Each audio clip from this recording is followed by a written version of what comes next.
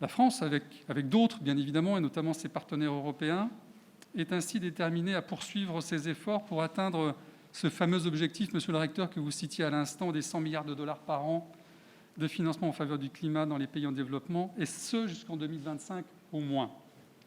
La France consacrera à l'environnement 30 milliards d'euros des 100 milliards du plan France Relance post-Covid, et nous veillerons à ce que toutes nos actions favorisent un nouveau modèle de croissance fondé sur la décarbonation, la sobriété énergétique et les innovations vertes. Pour lutter efficacement contre le réchauffement climatique, pour protéger l'environnement et la biodiversité, on parle désormais de leadership distribué et de nouvelles coalitions.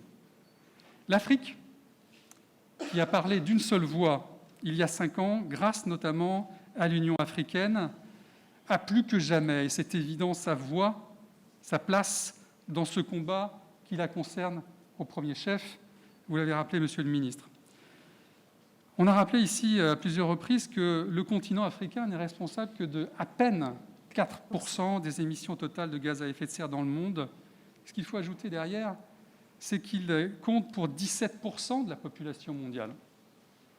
L'Afrique, en d'autres termes, est un bon élève, mais n'est pas assez reconnue comme tel. Et pourtant, les exemples en matière de lutte contre le réchauffement climatique abondent, ici, au Sénégal notamment. Ainsi, l'utilisation de plus en plus fréquente des énergies propres et renouvelables, qui doit être saluée. Et à la fin de cette année, vous le rappeliez, monsieur le ministre, elles constitueront pas moins de 34% des capacités installées au Sénégal.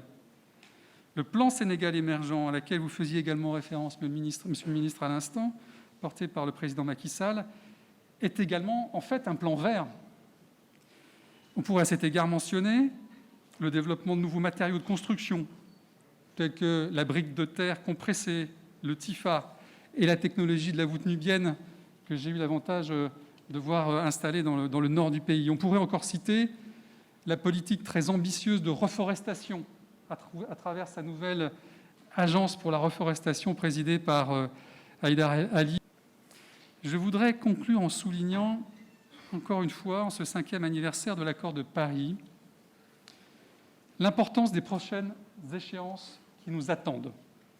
Le sommet climat du 12 décembre, dont Victoria va certainement nous parler, le sommet One Planet du 11 janvier de l'année prochaine, ainsi qu'un congrès important, le Congrès mondial de l'Union internationale pour la conservation de la nature, l'IUCN, en 2021. Autant de grandes échéances qui permettront, je l'espère, de valoriser des initiatives concrètes pour une économie soutenable.